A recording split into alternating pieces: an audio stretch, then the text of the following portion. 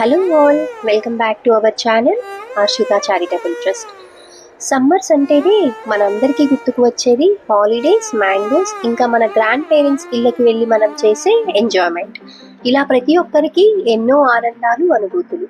కానీ అంతకంటే ఎక్కువగా మనమందరం భయపడే విషయం ఒకటి ఉంది. అదేంటంటారా?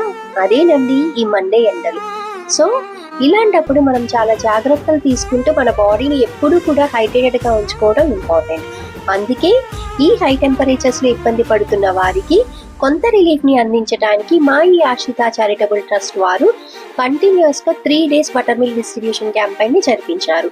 సమ్మర్స్లో వాటర్ కంటే కూడా మజ్జిగ తాగటం వల్ల చాలా హెల్త్ బెనిఫిట్స్ ఉన్నాయి.